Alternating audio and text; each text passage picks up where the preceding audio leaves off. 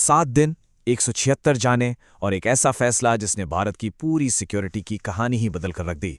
देखिए, दिसंबर 1999 में Indian airlines flight IC-814 का अपहरण सिर्फ एक आतंकी हमला नहीं था। नहीं, ये एक के बाद एक हुई चूकों की, एक के बाद एक लिए गए गलत फैसलों की एक दर्दनाक कहानी थी। चलिए, आज परत दर परत समझते हैं कि आखिर हुआ क्या था। इस पूरे संकट की शुरुआत हुई एक बहुत ही दर्दनाक, एक बहुत ही खौफनाक तरीके से। अपहरणकर्ताओं ने प्लेन में दहशत फैलाने के लिए एक नए नवेले शादीशुदा जोड़े में से पति रिपन कत्याल की चाकू मारकर हत्या कर दी। ये एक सीधा सीधा मैसेज था कि देखिए, दांव पर इंसानी जानें लगी हैं और वो अपनी मांगे मनवाने के लिए किसी भी हद तक जा सकते हैं।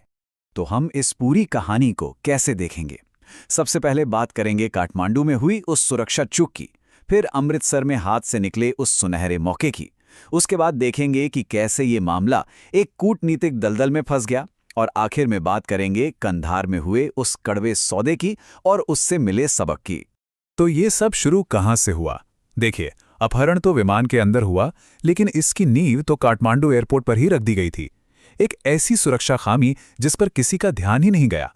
तो ये ट्रांजिट एरिया होता क्या है? उस जमाने में ये एक बहुत ही बड़ी सिक्योरिटी लूप होल था। नियम ये था कि अगर कोई पैसेंजर एक इंटरनेशनल फ्लाइट से उतरकर सीधे दूसरी इंटरनेशनल फ्लाइट पकड़ रहा है तो उसकी दोबारा चेकिंग की जरूरत नहीं है। वह ये मान लिया जाता था कि वो तो पहले से ही चेक्ड है, क्लीन है, और अपहरणकर्ताओं ने इसी भरोसे का फायदा उठाया। प्लान बड़ा सिंपल था, लेकिन खतरनाक। आतंकवादियों को लाहौर में हथियार मिले, वो काठमांडू पहुंचे और सीधे सिक्योर समझे जाने वाले ट्रांजिट एरिया में जाके बैठ गए। वहां उनका एक साथी पहले से ही IC-814 के टिकट लेकर उनका इंतजार कर रहा था, और नतीजा, वो लोग बिना किसी चेकिंग के हथियारों के साथ प्लेन में घुस गए। आपको पता है, उस एक घटना ने हवाई सफर का चेहरा हमेशा के लिए बदल दिया। आज जो हम प्लेन में मजबूत बुलेट प्रूफ कॉकपिट दरवाजे देखते हैं, या फिर हर ट्रांजिट पैसेंजर की जो सख्त चेकिंग होती है, ये सब सीधे सीधे IC-814 से मिले कड़वे सबक का ही नतीजा है। अब आते हैं कहानी के उस हिस्से पर जो शायद सबसे ज्यादा कहना चाहिए अफसोसनाक है। जब विमान भारत की जमीन पर अमृतसर में लैंड हुआ, ये एक ऐसा सुनहरा मौका था जो हमारी उंगलियों के बीच से रेत की तरह फिसल गया। 2 घंटे, सोचिए, पूरे 2 घंटे विमान अमृतसर की जमीन पर खड़ा रहा। किसी भी हाईजैकिंग की सिचुएशन में 2 घंटे बहुत ही लंबा वक्त होता है। ये वो गोल्डन विंडो थी, वो सुनहरा मौका था जब इस पूरे संकट को भारत की धरती पर ही खत्म किया जा सकता था, पर ऐसा हुआ नहीं। और यहां पर हमें कैप्टन देवीशरण की सूझबूझ और बहादुरी को सलाम करना होगा। उन्होंने जमीन पर मौजूद अधिकारियों को और वक्त देने के लिए एक बहुत बड़ा रिस्क लिया। उन्होंने कहा कि प्लेन में फ्यूल नहीं है, इसे रिफ्यूल करना पड़ेगा, जबकि सच ये था कि प्लेन में लाहौर तक जाने के लिए काफी फ्यूल था। तो सवाल ये उठता है कि ठीक है, प्लेन जमीन पर था, हमारे पास वक्त था, तो फिर विकल्प क्या थे? क्या किया जा सकता था?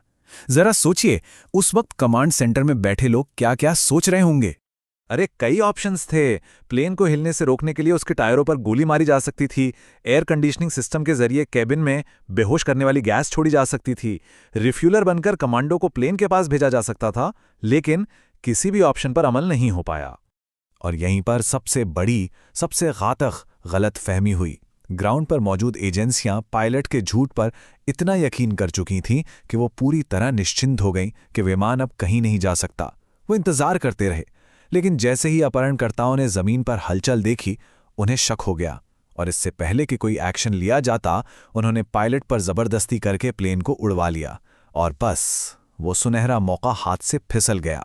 अब एक बार विमान भारत से निकला तो ये संकट सिर्फ भारत का नहीं रहा, ये एक इंटरनेशनल सिरदर्द बन गया। विमान एक देश से दूसरे देश भटकता रहा और हर दरवाजे से भारत को निराशा ही हाथ लगी। अमृतसर से निकलने के बाद तो विमान जैसे एक लाचार फुटबॉल बन गया था।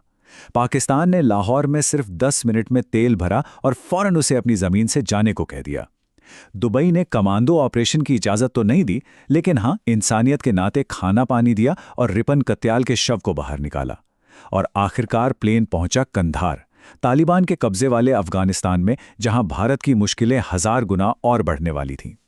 और अब हम पहुंचते हैं कहानी के आखिरी और सबसे ज्यादा विवादित पड़ाव पर, कंधार में हुआ वो समझौता। एक ऐसा समझौता जिसने अपहरण तो खत्म कर दिया, लेकिन भारत को एक ऐसी कीमत चुकानी पड़ी जिसका असर आज तक महसूस होता है। अपहरणकर्ताओं की डिमांड एकदम साफ थी। उन्हें पैसा नहीं, कुछ और चाहिए था। उनकी मांग थी भारत की जेलों में बंद 3 बेहद खतरनाक आतंकवादियों की रिहाई। इस एक मांग ने भारत सरकार को एक ऐसी मुश्किल में डाल दिया जहां कोई भी रास्ता आसान नहीं था। और ये थी उस फैसले की कीमत। जिन 3 आतंकियों को छोड़ा गया, मौलाना मसूद अजहर, अहमद उमर सईद शेख और मुश्ताक अहमद जरगर, उन्होंने बाहर आकर आतंक की नई फैक्ट्रियां खोल दी। 2001 का संसद पर हमला, डैनियल पर्ल की हत्या, 2008 के मुंबई हमले, पुलवामा हमला, इन सब की जड़ें कहीं ना कहीं उस दिन कंधार में लिए गए फैसले से जुड़ी हैं।